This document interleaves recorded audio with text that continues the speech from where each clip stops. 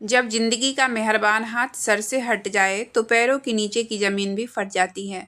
ऐसी सूरत हाल में जब आगे पीछे कोई ना हो, उस समय किसी का ठंडी हवा का झोंका बनना हमें सारी उम्र के लिए एक ऐसे धोखे में डाल देता है, जिससे पीछा छुड़ाना बहुत ही मुश्किल हो जाता है। मेरा नाम शेफाली है और मैं जिस माहौल में आंखें खोली वह इंसानी व्यवहार की तीखी और जहर से भरा हुआ माहौल था। मेरे पापा मेरी माँ के साथ बहुत जुल्म किया करते थे और मेरी दादी और मेरी बुआ भी इस मामले में पूरा पूरा साथ देती थी। दादाजी का देहांत हो चुका था। ना जाने मेरे पापा को मेरी माँ पर किस चीज़ का गुस्सा था कि छोटी से छोटी बात पर भी वह मेरी माँ को बुरी तरह से अपने गुस्से का निशाना बनाते थे। और यह सब देखकर मैं बचपन से ही दिमागी मरीज बन चुकी थी। अब मुझे हर मर्द को देखकर डर लगता था और मुझे रोने पर भी पापा और दादी की तरफ से मारपीट का सामना करना पड़ता था। बच्ची होने के बावजूद भी मुझे रोने का हक नहीं था और मैं ऐसे ही घुट-घुट कर अपनी आंखों के सामने अपनी माँ को मार खाते हुए देखती रहती थी। मैं 7 साल की थी और मुझे याद है कि मेरी माँ उस समय उम्मीद से थी। उसके बावजूद भी मेरे पापा मेरी माँ को मारने से बाज नहीं आते थे।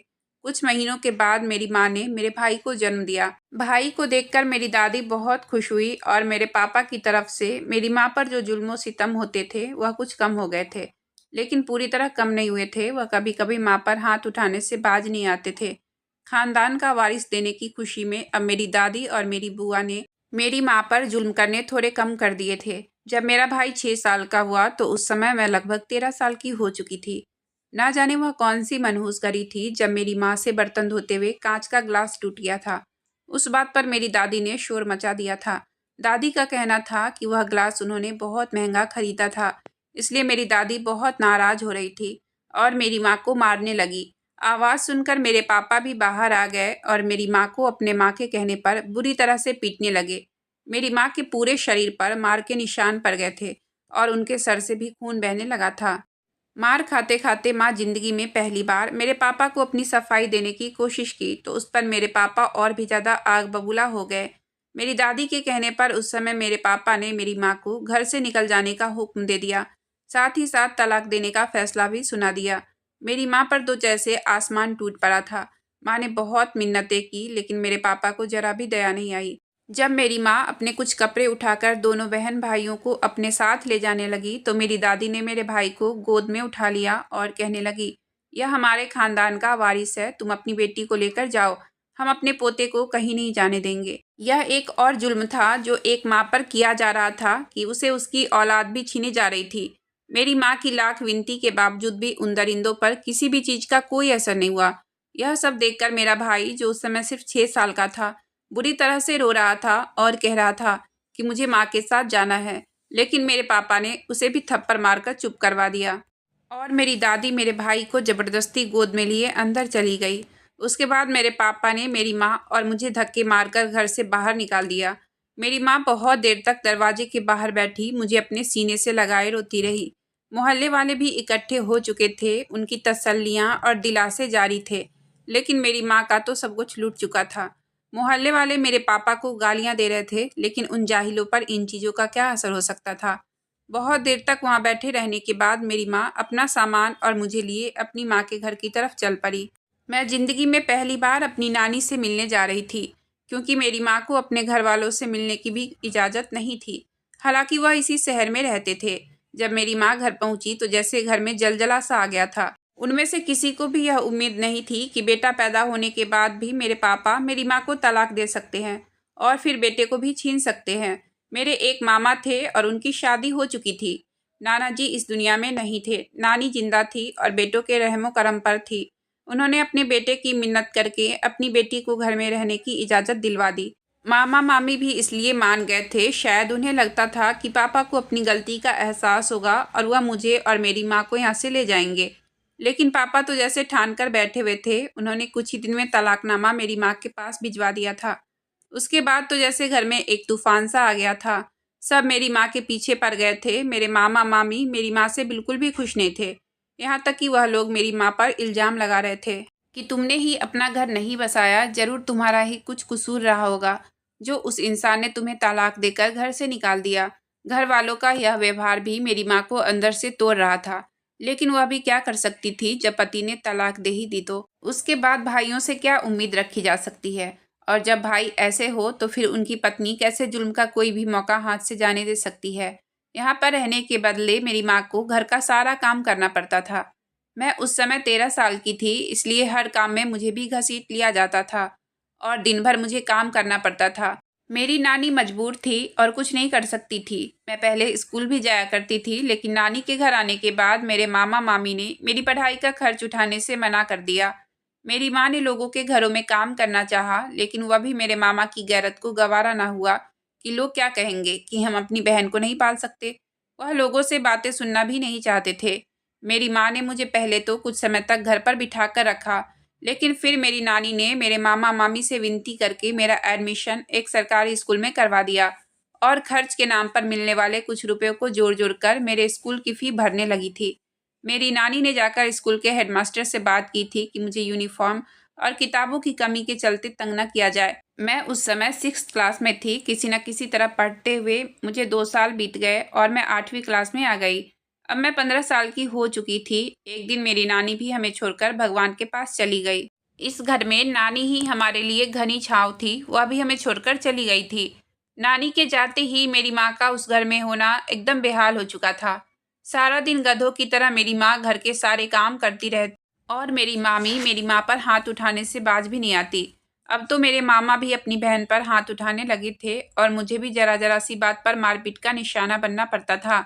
मेरे मामा मामी घर में हमें बिल्कुल भी बर्दाश्त करने को तैयार नहीं थे और यूं एक दिन मेरे मामा ने जबरदस्ती मेरी माँ की शादी एक आदमी से करवा दी, जिसे पहले से ही मुझसे बड़ा 5 साल का बेटा था। मेरी माँ कुछ नहीं कर सकती थी, यूं वह मुझे लेकर अपने नए पति के पास आ गई। लेकिन माँ के द्वारा किया गया वह फैसला मेरी माँ के हित में अच्छा हुआ था, क्योंकि मेरा सौतेला बाप बहुत अच्छा था और उसने हमसे किसी तरह का कोई भी भेदभाव नहीं रखा था। उसने मुझे अपनी सगी बेटी वाला प्यार दिया था। उसका एक ही बेटा था जो मुझसे 5 साल बड़ा था। उसे पढ़ने लिखने में कोई दिलचस्पी नहीं थी और वह सारा दिन आवारागर्दी ही किया करता था। मेरे पापा ने मेरा साथ बहुत दिया था और मुझे सरकारी स्कूल से हटाकर एक प्राइवेट स्कूल में दाखिला करवा दिया। मैं तो देखकर हैरान होती थी कि कहाँ मेरा अपना सगा बाप मेरी कदर नहीं करता था और मेरी माँ को भी मारता पीटता था, और मेरा सौतेला बाप वह तो मेरी माँ को रानी की तरह रखता था और मुझे भी शहजादी समझता था। इस दुनिया में इंसानों के कितने रंग रूप होते हैं, यह सब मैं धीरे धीरे जान रही थी। अब तक मैं औरत की नाकद्र ही देखी थी, अब पहली बार किसी घर में औरत की कद्र होते हुए देख रही थी। मेरे सौतेले पापा की मेहरबानी से मैं दिल लगाकर पढ़ रही थी और अब मैं बीकॉम कर रही थी। तभी मेरी ज़िंदगी में एक और हादसा हुआ जिसने मेरी पूरी ज़िंदगी को तहस नहस करके रख दिया था। मेरे उस सौतेले भाई ने कभी भी हम दोनों माँ बेटियों को दिल से स्वीकार नहीं किया था, लेकिन वह अपने पापा की वजह से चुप रहता था। हमें देखकर अपनी नाक भौं चढ़ाता और हमसे बात न करना उसकी आदत बन चुकी थी। उसके पापा ने उसे कई बार इस बात पर डांटा भी था, लेकिन वह जवान खून था तो उस पर इस बात का कोई असर नहीं होता था। मैं उस समय 19 साल की थी। एक दिन मेरे पापा और मम्मी एक साथ हादसे का शिकार हो गए थे। वह बाइक से बाजार जा रहे थे कि एक तेज रफ्तार बस ने उन्हें टक्कर मार दी और मेरी माँ तो मौके पर ही दम तोड़ गई थी, लेकिन मेरे पापा की सांस अभी चल रही थी। उन्हें हॉस्पिटल पहुंचाया गया था। मैं और मेरा सौतेला भाई रोते हुए हॉस्पिटल पहुंचे थे। मेरे सौतेले पापा, जो मेरे लिए सगे पापा से भी बढ़कर थे, वह पट्टियों में जकड़े हुए थे। उन्होंने इशारे से हम दोनों को अपने पास बुलाया था और उन्होंने अपने बेटे से कहा, माधव, मरते वक्त मैं बस तुमसे एक बात चाहता हूँ कि तुम शेफाली का ध्यान रखना। यह तुम्हारी सगी बहन नहीं है, लेकिन सगी बहन ही समझना। मैंने शेफाली को अपनी सगी बेटी समझा है और इसे सगी बेटियों वाली मोहब्बत दी है। तुम भी मेरे इस रिश्ते का मान रखना और शेफाली का ध्यान रखना। यह कहते कहते मेरे पापा ने मेरे सौतेले भाई का हाथ थाम लिया था। मेरा भाई भी उस समय रो रहा था और उसने रोते हुए अपने पापा से वादा किया था कि मैं शेफाली को अपनी बहन की तरह समझूंगा, और भाई से वादा लेते ही मेरे पापा इस दुनिया से चले गए। वह बहुत बड़ी क़यामत थी जो मेरे सर पर टूट पड़ी थी। अब मेरे सर पर सौतेले भाई के अलावा किसी का भी हाथ नहीं था। मुझे समझ नहीं आ रहा था कि ज़िंदगी अब आगे मेरे साथ क्या क्या करने वाली है। मम्मी पापा की मौत के बाद मेरा भाई, जो उस समय लगभग 24 साल का था, वो अपने पापा से किया हुआ वादा भूल गया था। उसने मुझे मारना पीटना शुरू कर दिया। मैं खामोशी से सब कुछ सहती रहती, लेकिन मेरे पास उसके सिवा और कोई चारा भी तो नहीं था। हम दोनों माँ बेटी को अपने घर पर आने वाले इस हादसे का जिम्मेदार समझता था और मुझे मनहूस कहा करता था। मेरी तो उसकी ज़िंदगी में पहले भी कोई कदर नहीं थी, लेकिन मेरे सौतेले पापा ने मुझे शहजादी बनाकर रखा था। अब मेरे भाई ने एकदम से मुझे आसमान से उतारकर ज़मीन पर पटक दिया था। मैं तो उसे अपना भाई समझती थी, भले ही वह सौतेला था, लेकिन उसने मुझे कभी भी अपनी बहन नहीं माना था। पापा के मरने के बाद पापा के कपड़े की दुकान मेरे भाई के कब्जे में आ गई थी। जिसने सारी ज़िंदगी कोई काम ही नहीं किया था, अब उसे कोई रोकने वाला भी नहीं था। तो वह धीरे धीरे गलत आदतों का शिकार होता चला गया और एक ही साल में जुए जैसी लत में लगकर उसने वह पूरी दुकान बर्बाद कर दी। अब हम उसी घर पर, जिसका मेरे सौतेले पापा मालिक थे, अब हम उस घर में किराएदार बनकर रह रहे थे। लेकिन मेरे भाई ने इस सब से कोई सबक नहीं सीखा था और उसके जुए का सिलसिला लगातार जारी था। घर के हालात ऐसे हो चुके थे कि अब कई कई दिन तक खाने पीने को कुछ नहीं मिलता था। मेरी बीकॉम पूरी हो चुकी थी और मुझे अपने रिजल्ट का इंतज़ार था। घर के हालात से मजबूर होकर मैंने भाई से जॉब करने की अनुमति ली और मैं एक स्कूल में टीचर की पोस्ट पर भर्ती हो गई। वहाँ पर मेरी तनख्वाह अच्छी थी, लेकिन मुझे डर था कि मेरी तनख्वाह को भी मेरा भाई जुए की लत में उड़ा न दे। अभी तक वह मेरा डर ही था और यह डर बेवजह भी नहीं था। जो मैं सोच रही थी वैसा ही हुआ। जब मुझे मेरी पहली तनख्वाह मिली, वह सारे पैसे मेरे भाई ने छीन लिए। बल्कि वह उन पैसों को देखकर भी गुस्से में आ गया और कहने लगा, पूरे महीने की मेहनत के बदले इतने थोड़े पैसे क्यों लाई हो। मैं उसे भला क्या कहती, जो बिल्कुल बेगैरत हो चुका था। उसे कभी किसी बात से कोई फर्क नहीं पड़ रहा था, इसलिए मैं खामोश रही। तब पूरे महीने की मेहनत मेरे भाई ने छीन ली, तो मैंने साथ ही साथ ट्यूशन पढ़ाने का सिलसिला भी शुरू कर दिया। अब ट्यूशन वाले बच्चे को मैंने कह दिया था कि वह मुझे घर में फ़ी ना दे। मैं उन ट्यूशन पढ़ने वाले बच्चे के माँ बाप से बात की और उन्हें अपनी फ़ी के बदले घर का थोड़ा बहुत राशन देने को कह दिया, ताकि मेरे घर का खर्चा चलता रहे। और तनख्वाह भी मैंने यह हिसाब रखा कि अगले महीने से मैं आधी तनख्वाह एक कमेटी में देना शुरू कर दी और आधी तनख्वाह ही घर लाने लगी। मैं भाई को नहीं बताई थी कि मैंने ऐसा करना शुरू कर दिया है। मैंने उसे इतना ही कहा कि स्कूल वालों ने मेरी तनख्वाह कम कर दी है। इस पर मेरे भाई को बहुत गुस्सा आया, लेकिन मुफ्त के हाथ आते पैसे उसे बुरे नहीं लग रहे थे। मैंने बैंक में अपना अकाउंट खुलवा लिया और 2-3 कमेटी के पैसे जो मुझे मिले थे, अब वह वहाँ पर जमा हो रहे थे। मैं जानती थी कि मेरे भाई से मुझे कुछ भी नहीं मिलेगा, इसलिए मुझे अपने लिए जो कुछ भी करना है अपने ही बलबूते पर करना है। अब मुझे जॉब करते हुए 3 साल हो चुके थे और ट्यूशन की मदद से आने वाले पैसों की राशन की वजह से घर का खाना पीना चल रहा था। मेरा भाई बिल्कुल ही बेशर्म से अपनी ही बहन की कमाई पर चल रहा था और मेरी कमाई को भी जुए में उड़ा रहा था। ये सिलसिला जारी रहा, यहाँ तक कि मेरे भाई के सर पर बहुत सारा कर्जा चढ़ता गया। मैं उसे अपना भाई ही मानती थी और उसका ख्याल भी रखती थी, लेकिन मेरा भाई मुझे बिना गाली दिए बात भी नहीं करता था। मेरी भी मजबूरी थी, क्योंकि अब इस पूरी दुनिया में मेरा कोई भी नहीं था जो मेरे सर पर हाथ रखता। कर्ज की वजह से भाई अब ज़्यादातर घर में ही रहने लगा था और उसे जुआ खेलने के लिए पैसे नहीं मिलते थे, क्योंकि मेरी जितनी सैलरी मिलती थी भाई फ़ौरन से छीनकर उसे जुए में उड़ा देता था। बाकी का पूरा महीना वह घर पर पड़ा रहता था और एक दिन तो हद ही हो गई, जब कर्जदार अपना कर्ज वसूल करने के लिए घर के दरवाजे पर आ पहुंचे। जब भाई ने उनसे कुछ समय मांगा तो भाई को मारते पीटते अंदर घुस आए और उनकी नज़र मुझ पर पड़ गई। उन्होंने मुझे भी बालों से पकड़ लिया और भाई से कहने लगे, अगर कर्ज नहीं दे सकता तो फिर अपनी बहन हमारे हवाले कर दे। मैं उसकी सौतेली बहन थी, लेकिन यह बात सुनकर भाई को गुस्सा आया और वह उनसे लड़ने लगा। उन्होंने भाई को धमकी दी, अगर तुमने 1 महीने में पैसे वापस ना किया तो हम तुम्हारी बहन को उठाकर ले जाएंगे और तुम्हें भी मार देंगे। यह कहकर वह लोग चले गए। पहली बार मैंने भाई के ऊपर गुजरने वाली मुसीबत का अंदाज़ा किया और मेरे अंदर की बहन की मोहब्बत जाग गई और मैंने अपनी ज़िंदगी की सबसे बड़ी गलती कर बैठी। मैंने भाई से पूछा कि कर्ज की रकम कितनी है, तो पहले तो उसने मेरा मजाक उड़ाया, फिर एकदम से ज़मीन पर बैठ गया। वह मुझसे नफ़रत तो करता था, लेकिन जानता था कि मैं उसकी जिम्मेदारी हूँ। बेशक वह अपनी जिम्मेदारी निभा नहीं रहा था। वह कहने लगा, पैसे बहुत ज़्यादा है, तुम इतने पैसे नहीं ला पाओगी। मैं फिर भी जिद करते हुए भाई से पूछने लगी कि नहीं तो मुझे बताओ कितने कर्ज है, मैं कोशिश करूँगी कहीं से पैसे लेकर तुम्हें दे दूँ। मैं जानबूझकर भाई को अपने अकाउंट और कमेटियों से जमा होने वाले पैसों का नहीं बताना चाहती थी, क्योंकि फिर वह सारे पैसे ही ले लेता। लेकिन भाई को यह बात कहना भी मेरी यह बहुत बड़ी गलती साबित हुई थी। भाई ने मुझे बताया कि कर्ज की रकम 5 लाख है। उस समय तक मेरे अकाउंट में लगभग 10 लाख रुपए मौजूद थे, जो मैंने अपने फ्यूचर के लिए जमा कर रखे थे और मास्टर्स की एग्ज़ाम की तैयारी भी कर रही थी। मैंने भाई से कहा कि भाई, अगर तुम वादा करो कि आगे से जुआ नहीं खेलोगे तो मैं तुम्हारा यह कर्ज चुकाने की कोशिश कर सकती हूँ। मेरा भाई एकदम मेरी तरफ हैरत से देखने लगा और कहने लगा, तुम्हारे पास इतने पैसे कहाँ से आएंगे? फिर एकदम से उसे गुस्सा आ गया और कहने लगा, तुम कोई गलत काम करने का तो नहीं सोच रही हो? मैंने भाई से कहा कि भाई, ऐसी बात नहीं है, आप परेशान मत हो, आप चाहे तो मेरे साथ चलो। वह कहने लगा कि नहीं, मुझे तुम पर भरोसा है, लेकिन भरोसा मत तोड़ना। पैसे मिलने की बात सुनकर वह मुझसे नरमी से बात कर रहा था।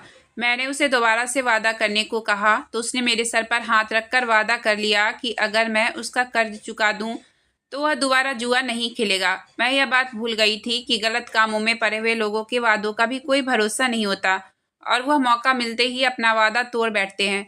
भाई की मोहब्बत में अंधी होकर मैंने जानबूझकर 10-15 दिन बाद उसे पैसे लाने को कहा, क्योंकि अगर मैं फौरन पैसे का इंतजाम कर देती तो उसे मुझ पर शक हो सकता था। आखिर 15वें दिन मैंने भाई को 5 लाख रुपए लाकर दे दिए और कहा कि ये कर्ज की रकम है जो हर महीने किस्तों में वापस करनी है। भाई तो पैसे देकर पागल ही हो गया था, उसने मेरी बात ही नहीं सुनी और फौरन सारे पैसे उठाकर घर से बाहर निकल गया। उस रात वह बहुत देर से घर वापस आया था और वह मुझे नशे में लग रहा था। पहली बार नशे की हालत में घर आया था। मैंने गुस्सा करते हुए कहा कि भाई, तुमने वादा किया था कि तुम कोई गलत काम नहीं करोगे। तो हंसने लगा कि बस यह आखिरी दिन था, आज के बाद मैं यह सब काम छोड़ दूंगा। मैंने सोचा कि भाई से पूछूं कि कर्ज की रकम सच में कितनी थी, क्योंकि उस समय वह नशे में था। हो सकता है कि भाई ने भी मुझसे झूठ बोला हो। मैंने यूं ही भाई से पूछ लिया, कर्ज कितना था? तो वह कहने लगा कि कर्ज तो 2 लाख था, वह मैंने तो चुका दिया, पर मैं 3 लाख का जुआ खेल लिया, जिसमें से ज़्यादातर पैसे तो मैं हार गया हूँ। अब मेरे पास सिर्फ 5,000 बचे हैं। यह सुनकर तो मेरे गुस्से की हद न रही। मैं गुस्से से भाई पर चिल्लाने लगी कि तुमने मेरी इतनी मेहनत से जमा किए हुए पैसे खर्च कर दिए।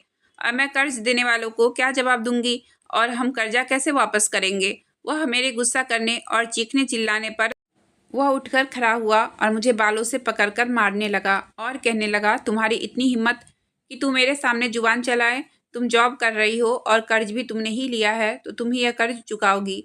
मैंने मार खाते हुए भाई से कहा कि वह पैसे भी तुम छीन लेते हो। ये सुनकर भाई ने मेरे मुंह पर एक और थप्पड़ मार दिया और कहने लगा, मुझसे जुबान चलाने की जरूरत नहीं है। उस दिन भाई ने नशे की हालत में मुझे बहुत मारा और यहाँ तक कि मारते मारते बहुत थक गया और फिर चारपाई पर सो गया। मुझे लगा कि मैं किसी जानवर के जंगल में आ फंसी हूँ। मुझे अपनी गलती का एहसास हो चुका था। मेरे जमा की हुई इतनी बड़ी रकम भाई उड़ा चुका था, लेकिन वह भी गनीमत थी कि मेरी इज्जत अभी तक सुरक्षित थी, वरना उन आवारा लड़कों का कोई भरोसा नहीं कि वह अपने पैसे हासिल करने के लिए मेरी इज्जत पर भी हाथ डाल देते। यह सब कुछ मेरी बर्दाश्त से बाहर होता जा रहा था। जब भाई नशे की चंगुल से निकला तो उसने मुझे देखा तो उसे रात की सारी बात याद आ गई। मेरे पूरे चेहरे पर थप्पड़ों के निशान थे और मेरा पूरा शरीर बुरी तरह दुख रहा था।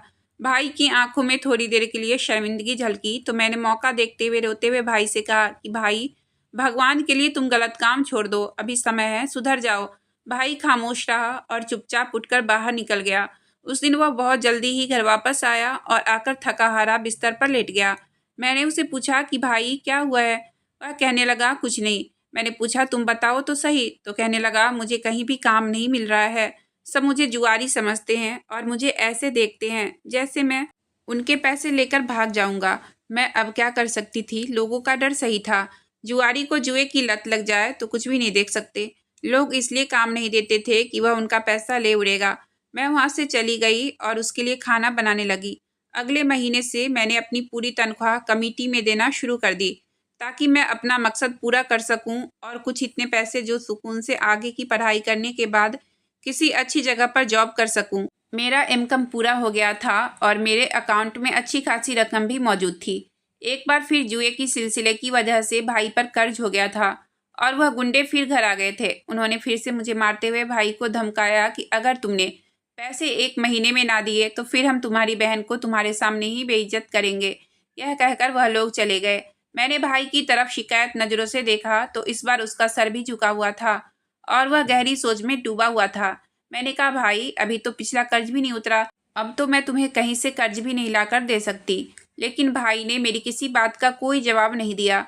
वह मेरी तरफ अजीब सी नज़रों से देख रहा था और अब मुझे उसकी नज़रों से डर लग रहा था। कुछ देर बाद उठकर बाहर चला गया। इस बार उसने मुझे कर्ज की कोई बात नहीं की। एक दिन मैं ट्यूशन पढ़ाने के बाद भाई का खाना तैयार करके रखने के बाद मैं अपने कमरे में सो रही थी। काफ़ी रात हो चुकी थी और भाई घर नहीं आया था।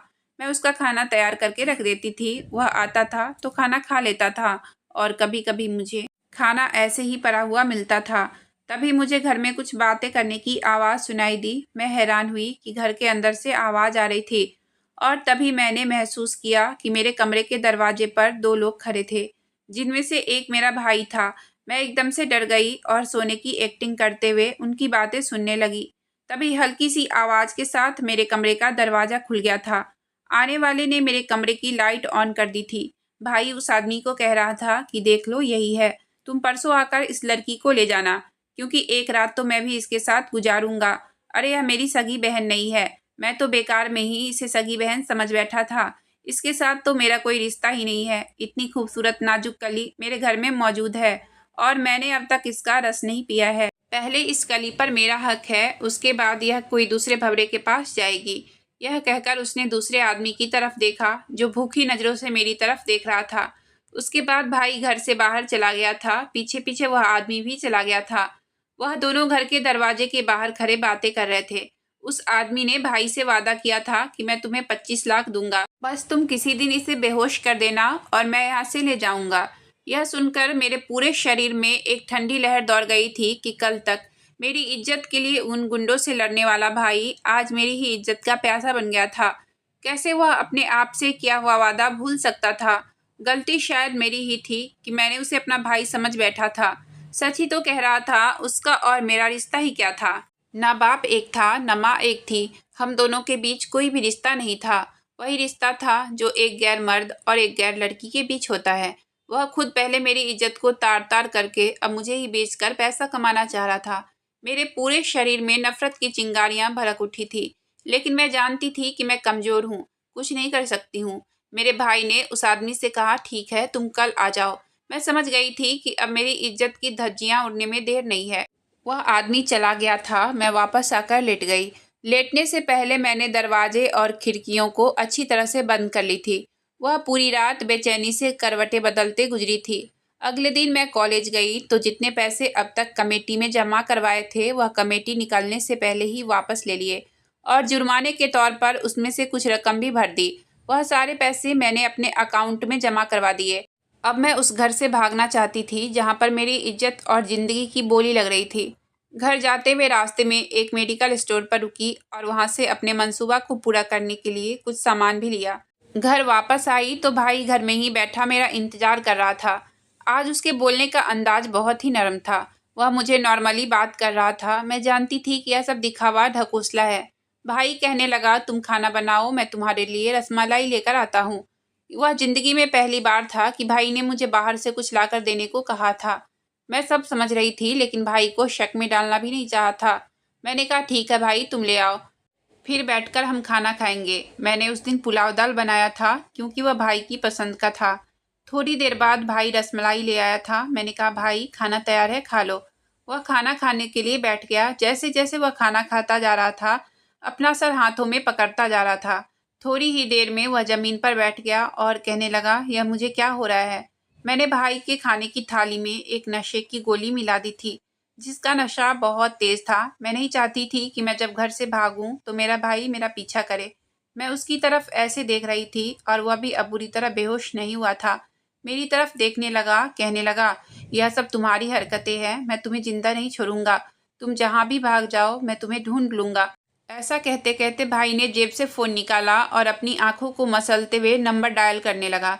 मैं उसके हाथ से फ़ोन छीन ली। इससे पहले ही वह फ़ोन कर चुका था कि आकर इस लड़की को ले जाओ, नहीं तो यह भाग जाएगी।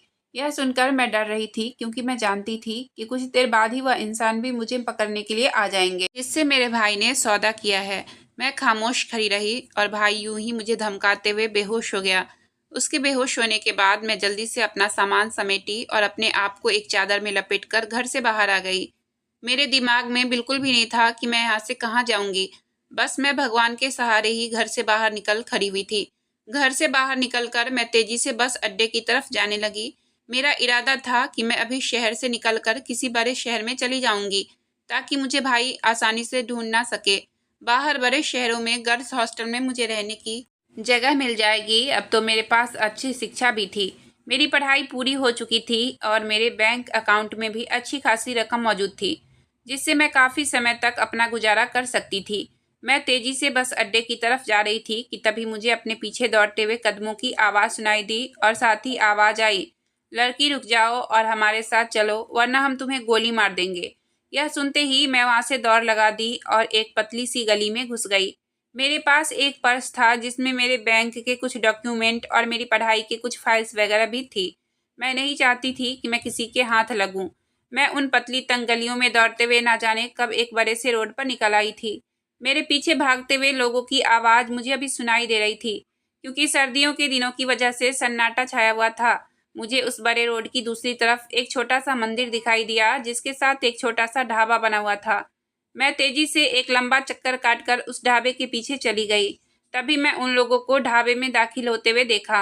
वह सब 5-6 लोग थे और उनके हाथों में गन भी थी।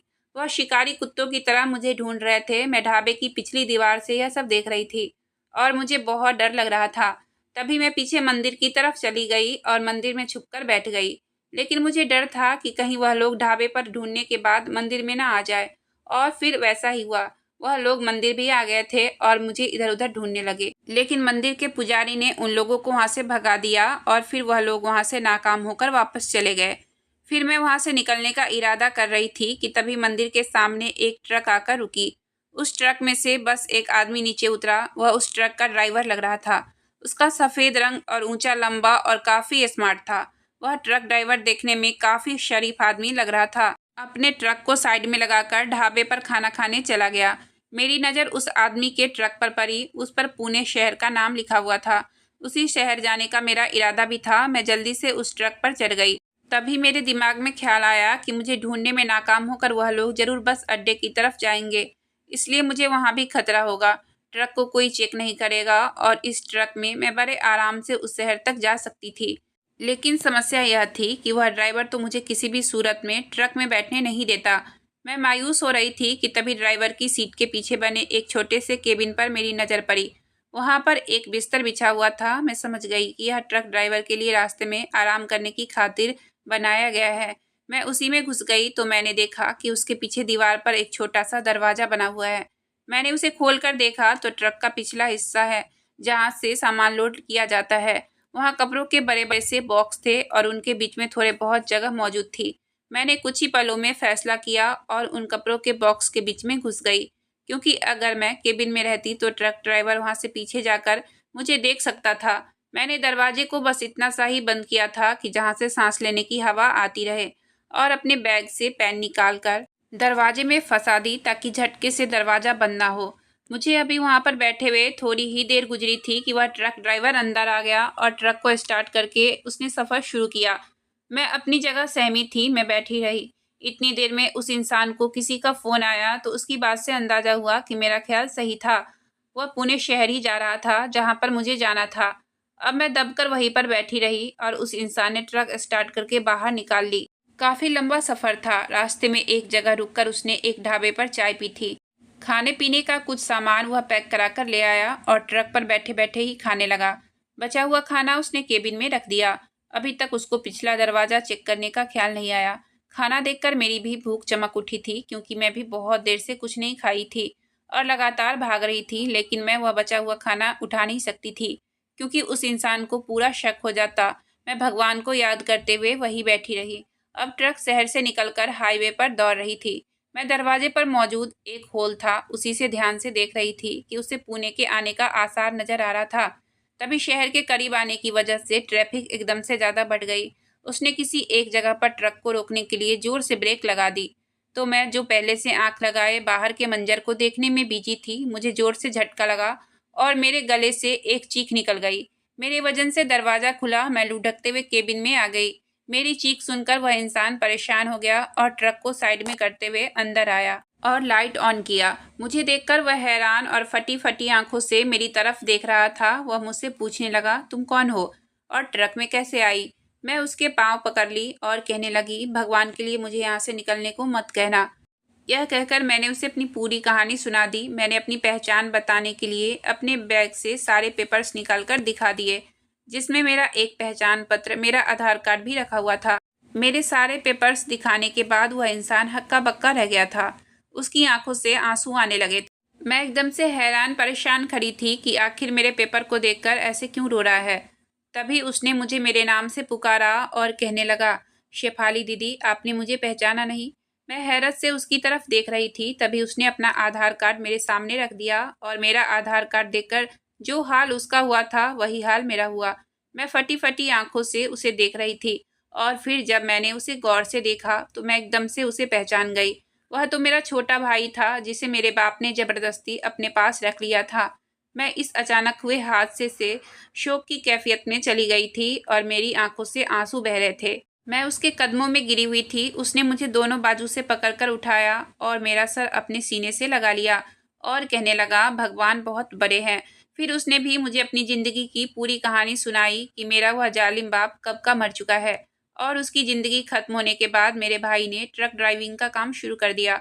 वह ट्रक भी उसका अपना था और उसके लिए उसने कोई ड्राइवर नहीं रखा हुआ था, क्योंकि उसे बचपन से मेहनत का शौक था। उसने अपने पापा से मिलने वाली जायदाद का कुछ हिस्सा बेचकर वह ट्रक ले लिया था और उसे चला रहा था। अभी पुणे में ही रहता है और अब तक उसकी शादी भी नहीं हुई थी। मैं भगवान के इस चमत्कार पर हैरान थी कि वह कैसे लोगों को अपनों से मिला देते हैं। उसके बाद की कहानी बहुत छोटी है। मेरा भाई मुझे अपने साथ ले गया और बाकी का जायदाद उसने अब मेरे नाम कर दी और कहने लगा, ये तुम्हारा हक है, इसे लेने से तुम मना नहीं करोगी। मेरे पापा ने मेरे भाई को बिल्कुल भी नहीं पढ़ाया था, जिसकी वजह से उसे ट्रक ड्राइविंग का काम करना पड़ा था। भाई ने खुशी खुशी मुझे जॉब की इजाज़त दे दी थी और आज मैं एक सरकारी स्कूल में पढ़ा रही हूँ। भाई की मोहब्बत क्या होती है मैंने अपने भाई के साथ जाना। मेरी छोटी छोटी तकलीफ पर तड़प उठता है। मुझे अपनी हथेली का छल्ला बनाकर रखे हुए है। वह भी शायद मोहब्बत का तरसा हुआ है। उसने भी अकेले ही जिंदगी गुजारी है। मैं भी उसे भरपूर बहन का प्यार दे रही हूँ। हम दोनों भाई बहन एक दूसरे को पाकर बहुत खुश थे। भाई ने मेरी शादी भी करवा दी है और कुछ दिन बाद भाई ने भी एक अच्छी लड़की से शादी कर ली। अब हम लोग अपनी ज़िंदगी में बहुत खुश हैं। अगर आपको कहानी अच्छी लगी हो तो प्लीज़ वीडियो को लाइक और चैनल को सब्सक्राइब करें। आपका बहुत बहुत धन्यवाद।